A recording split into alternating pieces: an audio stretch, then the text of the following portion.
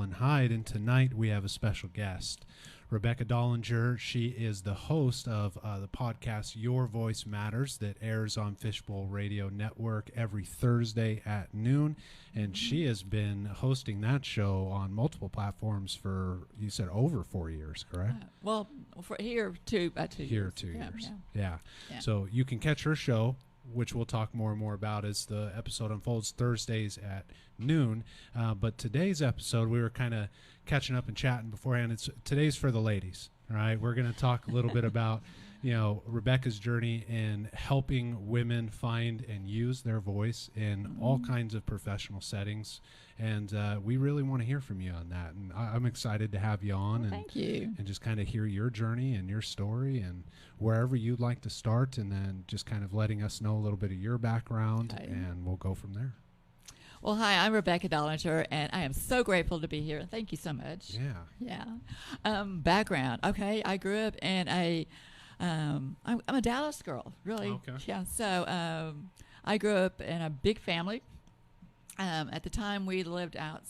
It wasn't incorporated into Dallas. Anyway, it was a farm. We lived in a farming community. So it was a good way to grow up. Because, you had, everybody has chores, right? But you have all of this outdoors, great imaginations, you have a lot of hard work.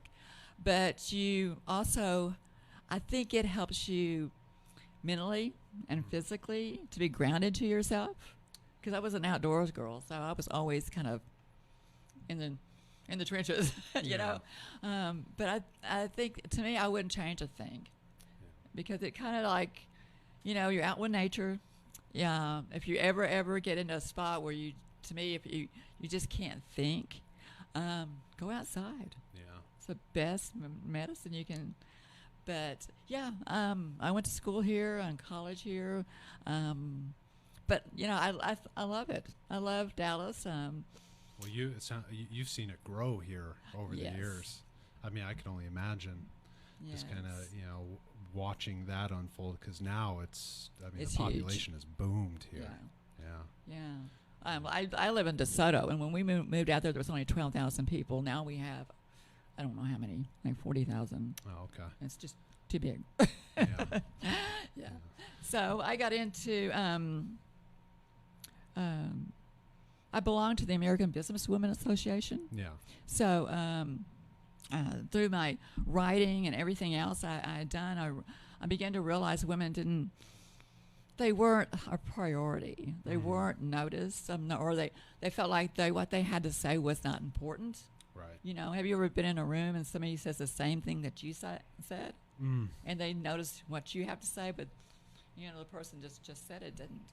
Yeah. So, kind of how we were talking before, your podcast, and just it sounds like the mission and the things that you do is making sure that even if a woman is soft-spoken, right, that her story gets told in a setting, on a platform where, whatever that story is, it gets heard. And you've had a lot of guests and spoken on this topic a lot, and it sounds like really grown that passion over the years. And maybe a bridge just for those who watch my show for like mental health and growth and those kind of realms. I know you've touched on, but I'm sure maybe you could highlight for us here just a few ways that you've seen when women have a platform to be heard, to share their story, just kind of the changes that you've seen walking with women in that journey.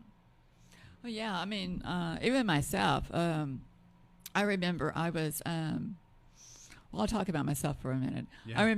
I remember I ran for District 2 Vice President of the American Businesswomen Association. And that's a big deal. It's national. And one of the things that they required was you had to give a 3-minute speech, couldn't be over 3 minutes, and in front of at the national conference. And you know how hard you really practice, and but I remember having to walk out there, like 900 people, maybe 1,000, 10,000. It was like huge, and they're out there, but it's all dark, right? And it's almost like it comes over you. You have to take a deep breath, and I'm thinking, okay, Rebecca, you can do this. You know, you have to talk to yourself. That's really important. You know, tell yourself, you know, you can do this. And it was funny because when I got to the mic and I started to speak, all of those people disappeared because it was my time. I'm telling my story. And I think you have to get to a place like that. Like, I am important. My story is important. And they need to hear what I have to say because there's somebody out there that needs to hear what you have to say. Yeah, yeah. And what drove you in this direction? Was there like a defining moment where you said, look, people aren't listening to me and I have something to say? I think it was a build-up over the years. Like, I come from a big family, like I said, and everybody talks at one time. And I never, ever, you know, somebody could say the exact same thing I could say, and it sounded so much better. You know, and then, you know, I think it was just a journey for me because it seemed like every time I did something or came across something, it was in this direction. Yeah. So I'm a writer, so I started writing for other people and different things. And finally, I got where I write for fashion houses. And the reason I went that direction was, for one, they really pay good. Sure. But two, these women have a story. I mean, what they wear, most people's going to understand this. What we, as women, when we wear something, you own it. You know, so it becomes a part of your personality. It becomes a part of, you know, who you are.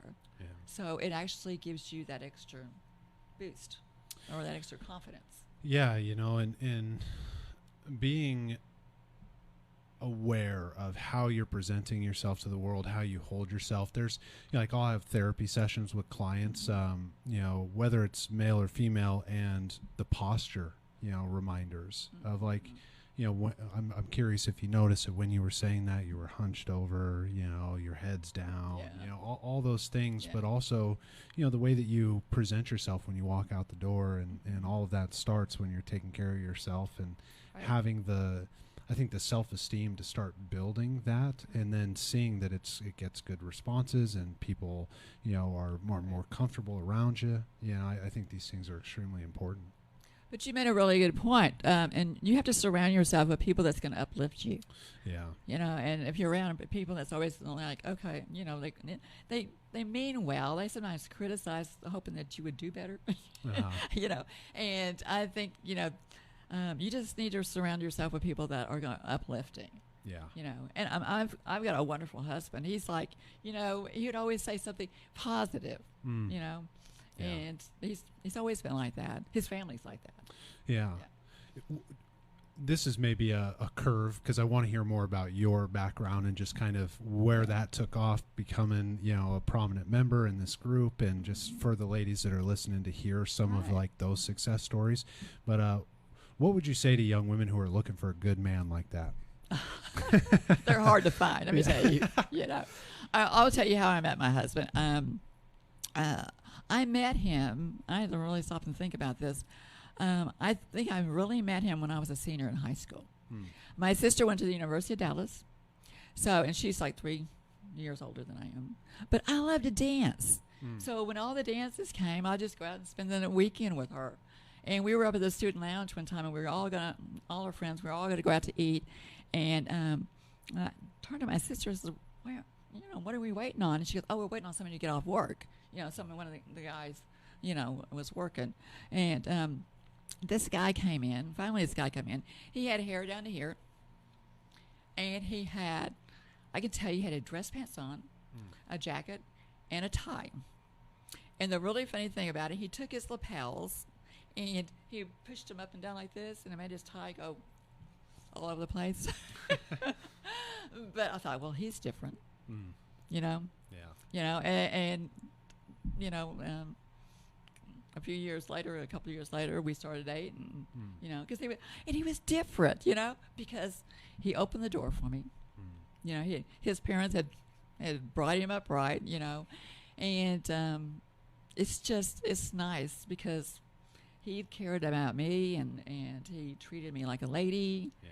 I was lucky, but there's good guys out there. There's still good guys. Yeah, I think we've talked about this on this show, especially the modern age of dating, and what gets seen is, I think, what's always existed is just on display now, that there's always going to be a percentage of people that you probably don't want to settle down with or commit to, and they're not bad people, but for whatever reason, right. They're not ready for those things. And those tend to be the loudest crowds. But, one of the things you were touching on there, the whether it's the female support I have in my life, like my therapist, or just right. people in the support groups that I'm a part of, always say is like, just show up and be the kind, goofy, fun-loving guy that you are. And maybe it's at church or one of your support groups or something. Someone's going to look over and say, you know what, this guy is nice to people all the time, and he's attractive. I'm going to talk to him, right? Yeah. Subjectively, if they found me attractive, but right. not forcing or pressuring that. And it's nice to hear in your story that that's how it unfolded for you, and that's just the way it's done. And he tells the most corny jokes. Let me tell you, we've been married a long time, and I'm thinking, I don't know whether they go in one ear or I can't remember all of them, or he has so many, but he's always coming up with stuff like that, and he's always making me laugh. Yeah. So, they're hard to find, but they're out there. Yeah. It's also encouraging too, because like in my younger years, I would spend time in the dating world with those who wouldn't laugh at my stupid jokes, and that was a waste of time, because I'm full of them too, and it's important to have someone who's in your corner. Yeah, and we dated a long time. We both had careers that we wanted to see where they went, and so we dated a long time, and there's nothing wrong with that. We always knew we would get married. Yeah. We just I like somebody to come and pick me up. Yeah. I mean, I can do it myself, but it's nice every once in a while, somebody and treat you like a lady. Yeah, and builds that foundation with you. Mm-hmm. Yeah. Right. But I know I have a daughter, and she goes, "Well, Mom, we don't do that anymore." I says, "Well, maybe you should." No. Well, as a clinician, I would agree with that sentiment. Yeah. It's like maybe we shouldn't be listening to TikTok and Instagram on how to date. Maybe we should be listening to the older generations who held down marriages and raised kids. Yeah, for a long time. Yeah, for a long time. Yeah. So, but our parents were like that. So we had good examples, and sometimes that's not the case in a lot of, a lot of people. Yeah, and I think, especially with some of the topics that we've tackled on this channel, I'm sure those who follow and check in weekly know, like, we talk about the percentage of society where that may be not the case, and there's a little bit more chaos. But what I always try to remind people is, like, even in those chaotic environments, people are just doing the best they can, but it's also not the biggest percentage of society. Right. I was talking with a handful of people this week of, like, when I was younger, and friends would be like, "Oh yeah, I called my mom just to check in," and I used to think, because of like the environments I was raised in, like, it sounds weird. I used to think that was weird, and then so I have a bunch of clients who are kind of discovering their self growth and recovery and those things, and they crack up because they've had those thoughts too. But I always remind them, it's like, that was weird to me, but that's the way the world works. People stay in touch. They need community. They stay in touch with their family, because it's a sacred bond that you don't get a lot of time in. That's right. And I don't think if it wasn't for my recovery, I'd be in touch with my parents the way I am today. And it's just nice to see that there's other people in real time who value these things. And when it happens, if you have kids, you raise them that way. Yeah. I mean, a lot of times, they sometimes go off. But they'll be back, But I'm saying, I have a daughter, and we have a daughter, and she's just real close, and daughters happen to be closer to their dads. That's just the way they work, But it's so funny, because when she calls or something, it's like when kids get to a certain age, it's like, okay, you're not talking to them as a child anymore. Yeah. They are like equal. Yeah. Here's a nuanced thing that I think ties into your whole message of being heard, is when you're sharing, and I'm listening to you talk about your relationship, you use we.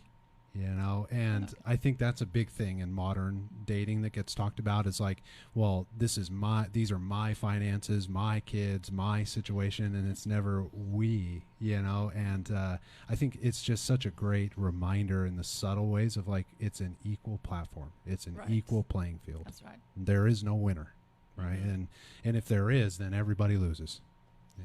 Right, and that's the thing. If you have kids, don't talk to them like they're, if they're adults, or talk to them like adults. Don't talk to them. When they're small, you have to raise them and teach them and stuff. But when they get a certain age, it's like, you're almost on equal footing. Yeah. And you have to respect what they believe in. They might think what we believe in is not really cool, but Yeah. but you have to let them be them, and that's hard. Yeah. Yeah. I'm kind of entering that era where the things I think are cool, kids are looking at me like, oh my God, it's cringe. Right. And see, they're Gabe is laughing. He knows. Right. Because their voice matters. What they have to say is important. So, and it comes all full circle around. Yeah. Now, when you were doing the National Women's Association, I probably butchered what it's actually called, but is that close enough to? Yeah, it's ABWA, American Business Women Association. Gotcha. Was that when you were doing these speeches and gaining this position, were you already? This is when you were raising kids and? Oh no, recently. My daughter was probably in high school at the time, okay. so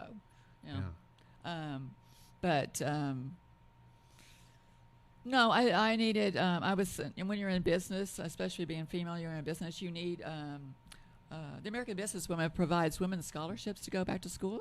Oh, okay. They also actually they give you they have what you call a national conference, and you can go, and they have tracks that you can go take to actually help you in business, whether it's whatever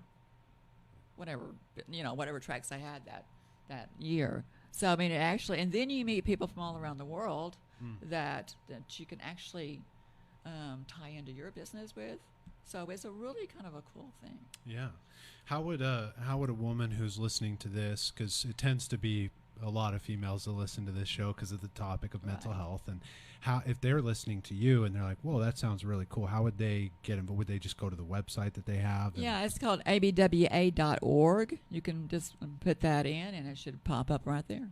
All right. Yeah. Are they going to get a chance to see you up on stage again talking and sharing your story? Maybe as a speaker. Yeah. But I have to tell you this story. I have lots of stories. I was asked, I'm a writer, so I got this call from Maryland one day, and I'm thinking, well, that's really weird, And anyway, the lady came on the phone and she says, "Is this Rebecca Dollinger?" And I go, "Yes." And she told me who she was, and she says, "You have been, let me get this right, handpicked by the advisor to the president on domestic violence to actually sit in on this conference that's in Dallas and be the head writer." And I'm going, whoa. The first thing that came to my mind was, man, they checked me out before they even picked up that phone. So it was on domestic violence, and I kept talking myself out of this because this is, I don't do this type of writing. Mine's really pretty and fluffy and everything's nice. So anyway, I said, I won't be the head writer on the first one. I'll do it on the second one. So the first one was government stuff, Yeah. The second one was Native American and Alaskan women. The whole thing was on, they have advocates that come. Yeah. And they come to these conferences. And it was so heavy. It was like when I walked in, there were 4 chairs there, and they all had these little blankets over. So I leaned over to the girl that was in charge, and I says, well, what's all this about? She says, those are the ones that didn't make it this year. 2 advocates and 2, I don't like to call them victims or not. They're just, So anyway, and it was just such a heavy thing. And finally, I just had to go take a break, And I'm trying to write this and not be emotionally, attached to it. So I got out to the lobby, and I sat down, and this lady came up, and she says, "Can I sit here?" And I said, "Fine," And she turns to me and she says, "I don't know why I come here every year." She says, "They don't understand that our culture, you don't get anything, you don't get the support you need or anything unless you have, unless you brag about what you do." And she says, that's not in our culture to do that. Yeah. So I says, why don't you tell me your story? I'll leave out your name, but just where the area you come from. And she goes, why? She says, I'm the writer. I can put anything in these reports I want to. So I wrote her whole story. And I thought, well, maybe that's a way you could actually, these are women that have no voice. Yeah. This is maybe a way that they can actually get the help they need, because Alaska and Native American domestic violence is so much different than... Yeah, well, the reservations, they I'll speak sparsely on this. I know enough. I could always know more, but they're not protected under the same federal laws that we're protected under, and their agencies that would protect under that are slammed. Yeah. But it was I was put there for a reason. Yeah. And I thought, well, I'll use my voice to help her use hers. Yeah. And you did this a couple years ago, or this was recent? It's been about a couple of years ago. Nice. Yeah.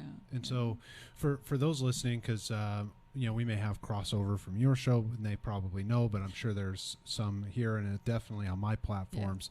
You do writing, but you also do copywriting and just different forms you mentioned for like the fashion side of things, some political writing. Could you, for those who don't know kind of like the background of copywriting or the types of writing you do, could you? Well, copywriting is a lot of like people need stuff done. That's how you start off in copywriting. You do a little bit of everything, and then you find out what you specialize in that's really important, that you do the best. And mine was fashion, But I wrote for a lot of different things, and so I mean, it always kept coming back to women, and it's so yeah. I've done a lot of stuff, kind of out there, but in the last few years, it kind of all fell into fashion and stuff like that. Yeah. But making women feel beautiful and worth, everything, letting all their good things come out, it's wonderful to do that for people. Yeah, and I think there's an emerging era where it's becoming more and more, I don't want to say accessible, right? Because I think it's been accessible for some time with a push, but more and more is telling their stories. More and more women, the guests, like I'll reach out to all kinds of people, and the women are ready to tell their stories. They're ready to come and promote their businesses. And I have one gentleman. I mean, I've been going back and forth with him for weeks. And it's like I've had multiple guests at this point. It's like, just come on, man, just come and tell your story. But I think women are itching and ready to speak and share their expertise. And they've gotten better over the years, because they found their power. They found their footing, And to me, there's nothing worse than somebody having a story inside them that they don't share, because if you don't share it, you can't help anybody else, and you can't help yourself. Yeah. So when you share it, to me, when you share something, like maybe the story that I told, it actually like maybe cuts it in half. It's not as scary as you might have thought, or you might hear it a different way. Yeah. So. And one thing I've noticed since I've come on here with my show is that not only are you an advocate of sharing stories, and you share yours, and your show does well, but you're so supportive, right? I watched, like I remember it was my first show I ever did here, and the first person who liked it was you. Oh yeah. And it's you're very supportive and just very gracious, and it's nice to get to sit down with you and hear your story a little bit more and share it with the people who listen to this, because I know that we talk predominantly about mental health here, and I think there's just a need to branch some of those topics out to the other niches in the world where people are living in their mental health and connecting with people. And we talked a little bit about how like this place, Fishbowl Radio Network, is a little bit of a melting pot of a community, but having a community is so important. Yeah, and when you have a community, you always feel connected, for one, but you feel like that whatever you say, it's okay. I mean, nobody's going to judge you for it. Right. I've always been a type of person that talked to strangers. It's funny. I just I'm just real friendly. Maybe that's part of being Texan. I'm finding that, for those who know me on this show, I just moved here to Texas. My whole family is from here, and but I was born and raised in California, and it's not that Californians aren't nice. Oh, no. I mean, they're nice people, but when I walk out to go get my mail, here, if the neighbor's outside, they wave, they make compliments about my dog, we have a conversation about our pups, right. And when I was back in California, I could go every single day to get my mail, and I'm never learning anything about my neighbors. They're not stopping to talk to me. California, especially on the coast, is just so hustle and bustle. Yeah. Just a different way of life. Yeah. And I think that's really it. It's just there's a different way of life out here. Yeah. And that doesn't mean it's bad or good. I mean, it's it's just it's an observable thing. Yeah. I have friends in California. I will say this: the drivers here are wild. Yes, they are. Yeah. Right. Yeah. All the agreeants in the this Western room. America. Yes. Dude. When I was moving here, just quick tidbit, I was hauling my Jeep, and I had this big old moving truck. No problems the whole way here. I get into Dallas, and instantly people are cutting me off. I'm like, oh my God, it's a wild west. What's in the water out here? I really don't. Yeah, I know. And, sometimes I wonder if people are in such a hurry. They just, I don't know. They think that they're the only person on the street, I guess. I suppose. Yeah, they really want me to hear their story. They're going to crash into me to tell it. There you go. And then you probably get a really good airdrop. Yeah. So I'm also curious, just kind of from one radio show host to another. What are your kind of visions, hopes with kind of what you want to do with your show and who you're hoping to reach, and just also what if someone who listening to mine wants to pop over to yours, what they can expect to see you doing and getting into. Well, we have. I love my show. It's just there's so many different kinds of people that come on. We talk about just about everything, and this has to do with the women too. Like we just had on this lady. Thursday, she was really, really neat. Like I said, I told you I knew her for years, but she's a speaker, and she's gone around and just so a lot of times the speakers actually they do certain topics, and some of those are really help you with your business, or some of them are really help you with your personal stuff, and it's just we just talk heart to heart. Soul to soul. Yeah, there's something very genuine about your show when I pop in, even if it's just you there for the day doing your show. There's something honest and genuine. You can sit down and listen, and it's like you're listening to or chatting with a friend, and it's very approachable. I think Gabe knows all my whole family stories over here. Definitely. I've heard a lot of stories over the years. So.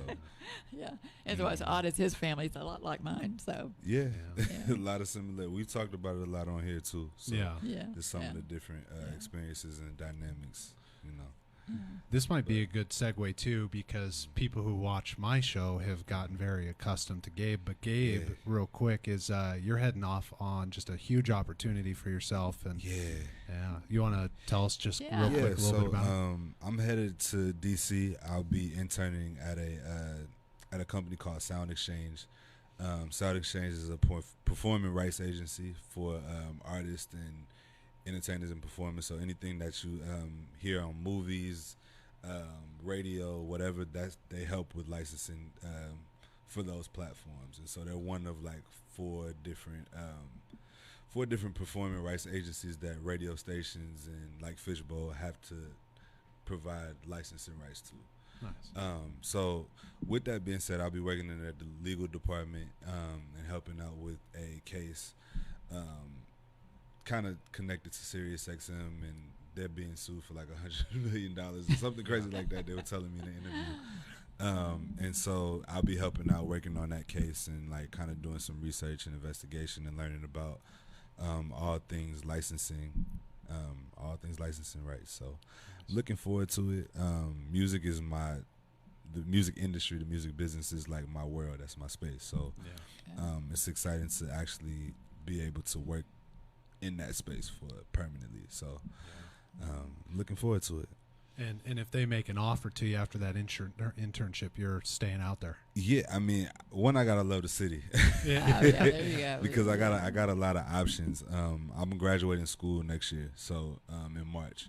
So I got a ton of options on the table.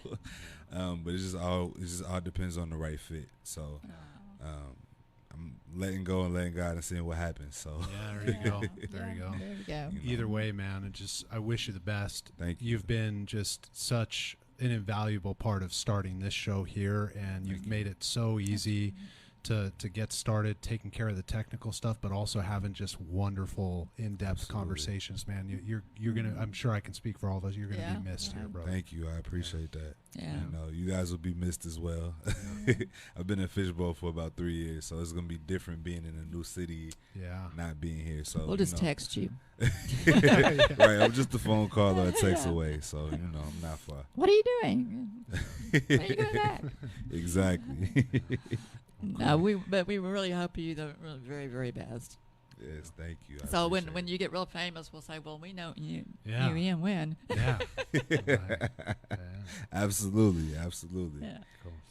Yes, So- ma'am. I'm excited for you. Thank you. I appreciate it. So, if you had a young lady who was, let's say, listening to your podcast, or they were seeking your professional guidance in how to take care of themselves and their fashion, maybe you've compiled something like this, maybe not, but I'm going to put you on the spot. What would be, you could choose however many bullet points, 3, 5, 10. What would be your bullet points of like, okay, here's where you should start, then do this. What would be your bullet point list to help them start to better align their fashion and take care of themselves to present their voice and their image to the world? Well, I used to model, so this is really easy. All right, let's hear it. First of all, you need to look in the mirror and tell yourself and talk to yourself. I mean, a lot of times, we can always always see the things that need improvement, but we don't really see everything that's good about us. So if we, first of all, tell yourself you love yourself, you love the way you look. I mean, we all have improvements. But I would tell you, there's nothing better than actually knowing how to sit and stand and walk. And a lot of times that sounds kind of, unless you've modeled, unless you've done stuff like that, old school, just by the way you stand, it gives you more confidence. It actually makes your voice louder. It actually, for me, it gives me more, not only more confidence, but it gives me a better sense of myself. And I like it from the inside out. Yeah. So just, put your posture back and, and you have to self-talk yourself a lot of times, I always tell them, always look in the mirror and always say to yourself, I'm beautiful. No matter, and when you're beautiful, you wear things that make you feel good. And wear what makes you feel like you. I always like to dress up. That's just me. But you can look good in jeans, yeah. But whatever, you have to take care of you first. And that is so, so important. Because if you get married and have family, you still have to take care of you first. Yeah. And that's really hard for a lot of women.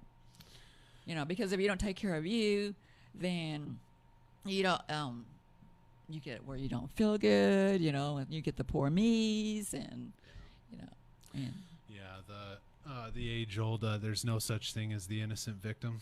Yes. Yeah, we can always follow the bouncing ball back to the breaking point that we stop taking care of ourselves, and I think it's a wonderful call out. Yeah, and two, this is I'll say this for moms. My daughter has a totally different way of styling than I do, and if you have kids like that, let them go, let them experiment, and her style fits her. Yeah. It's perfect, but don't try to even if it's not your daughter or whatever, just don't try to make somebody, whether it's your sister or whatever, don't try to make them like you.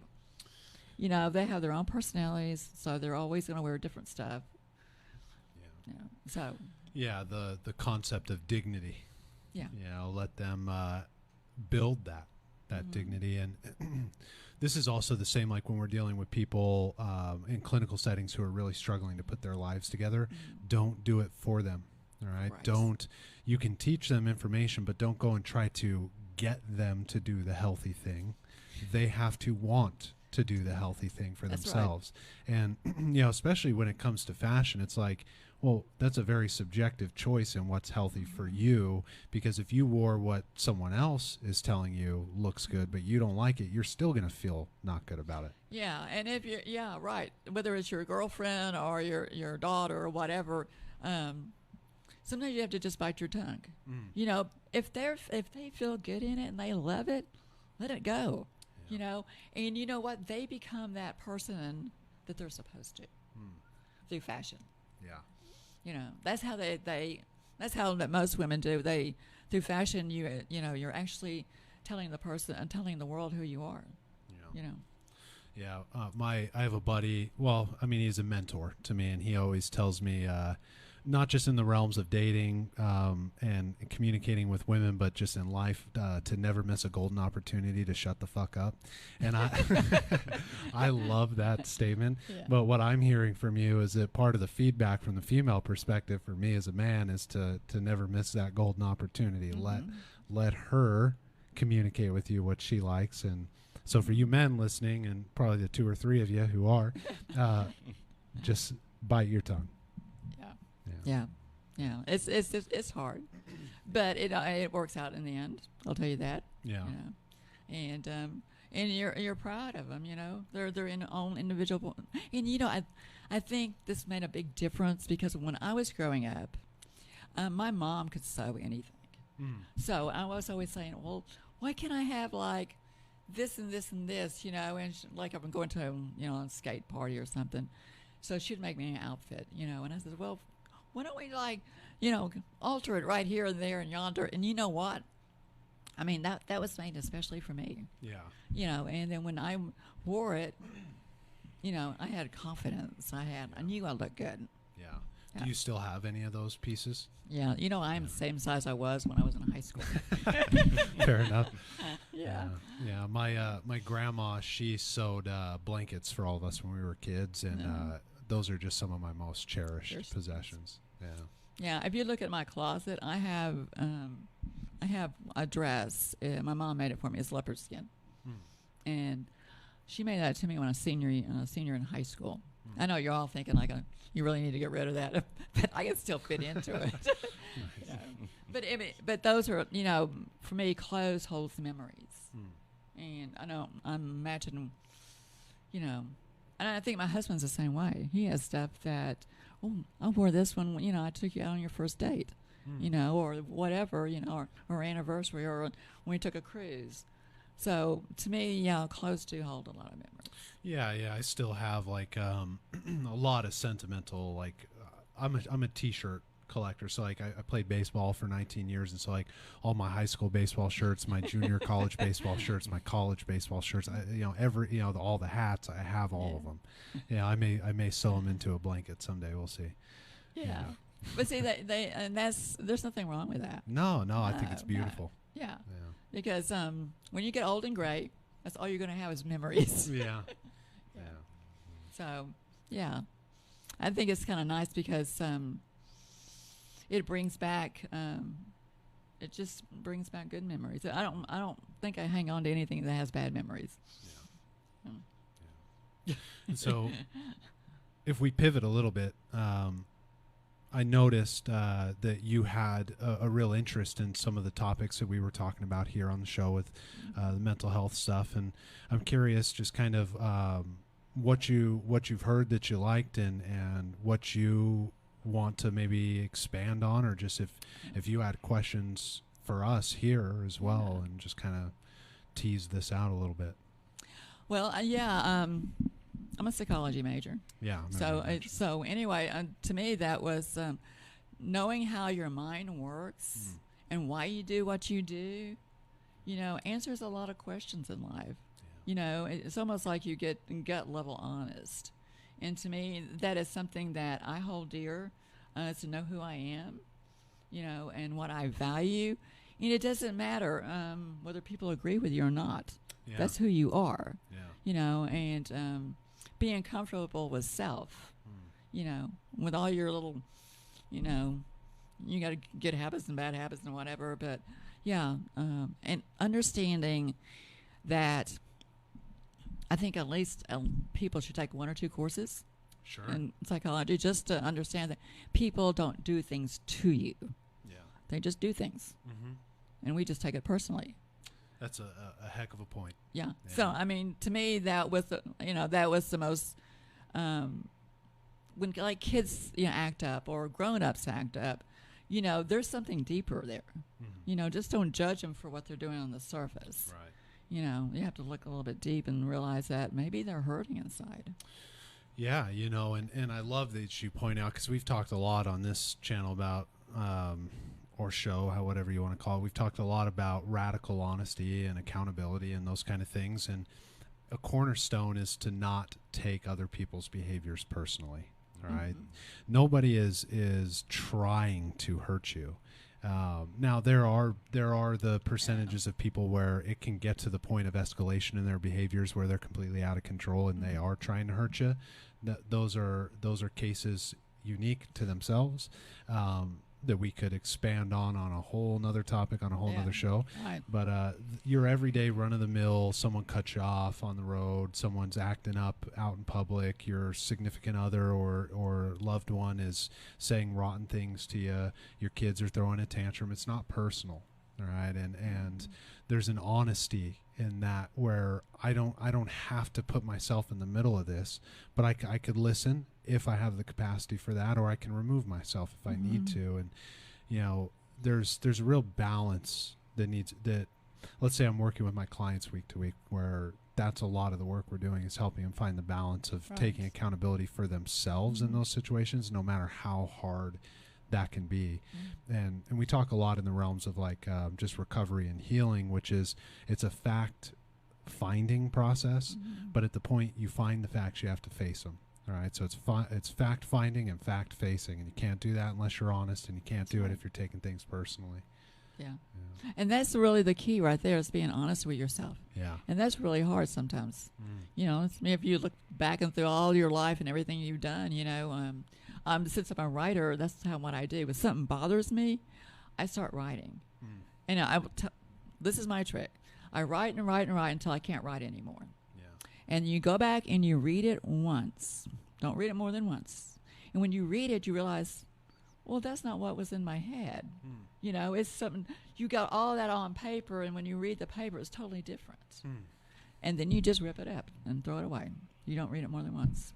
And then it feels like it's just, you cleansed, just like it's gone. It just was out of your head, out of your mind. Yeah, there's...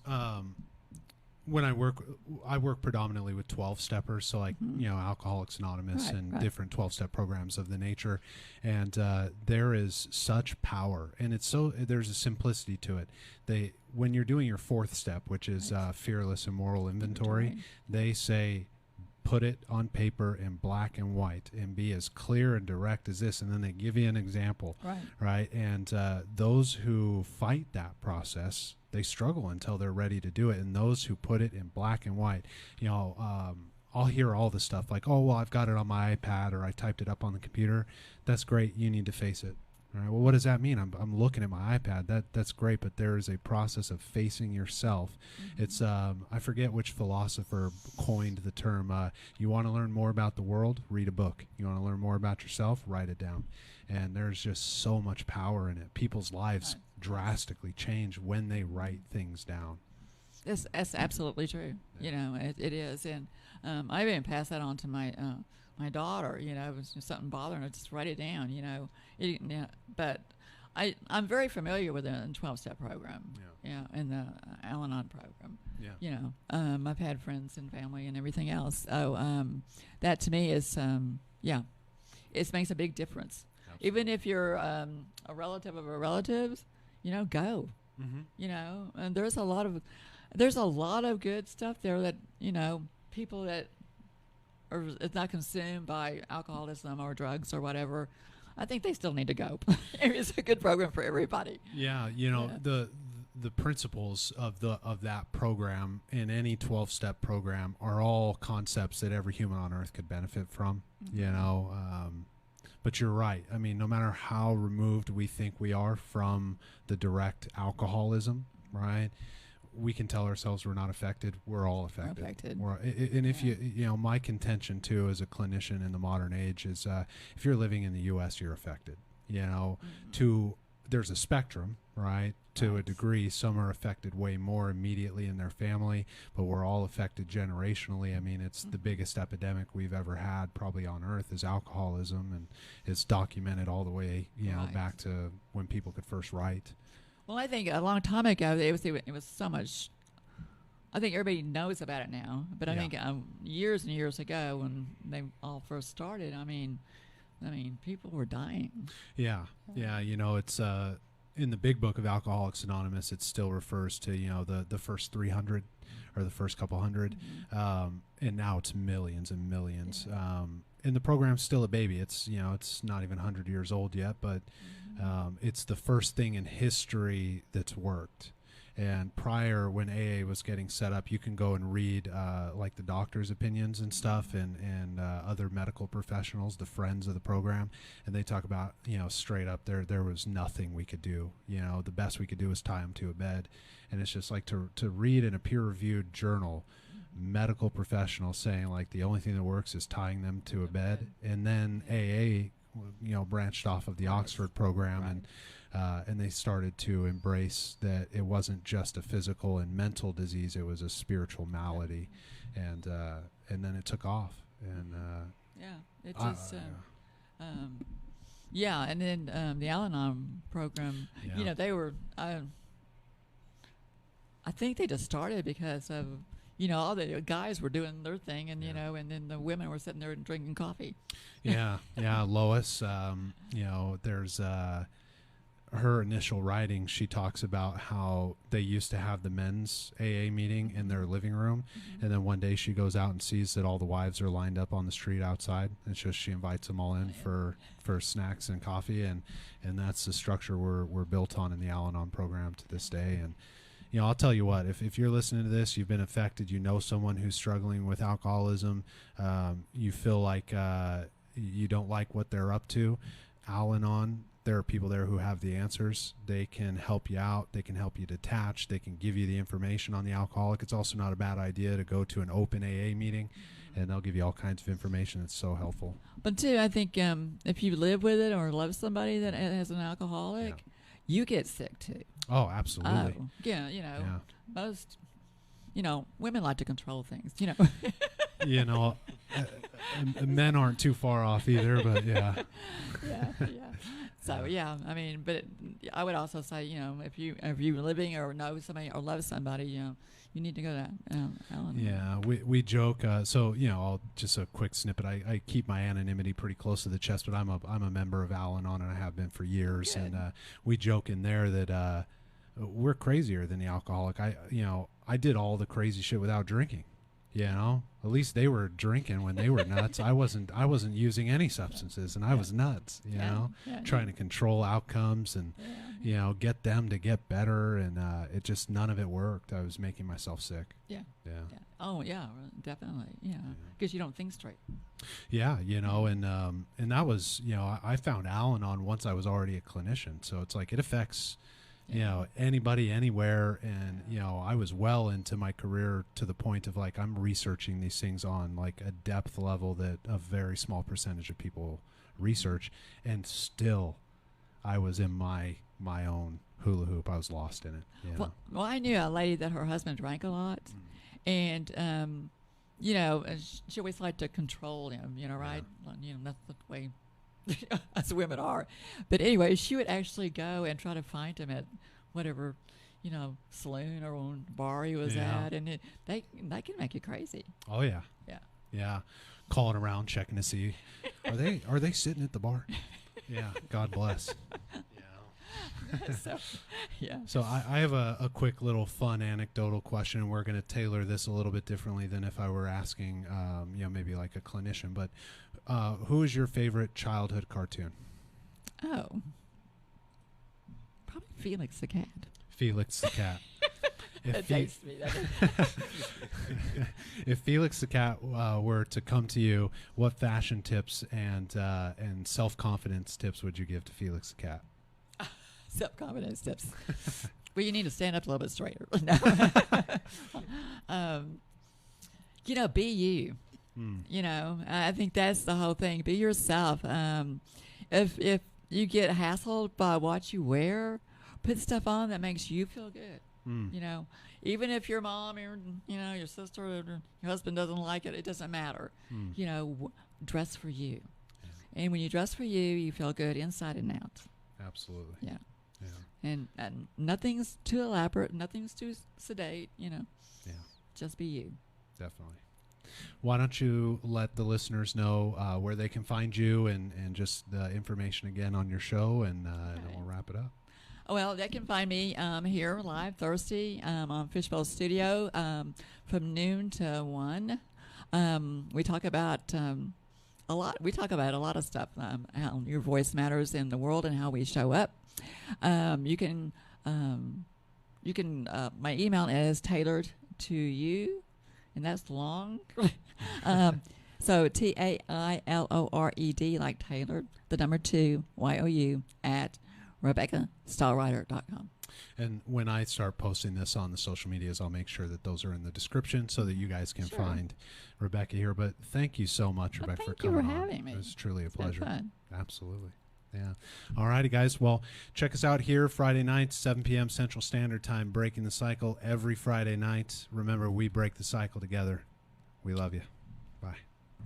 Join Selah, host of Selah Speaks podcast, broadcasting live each Saturday from 5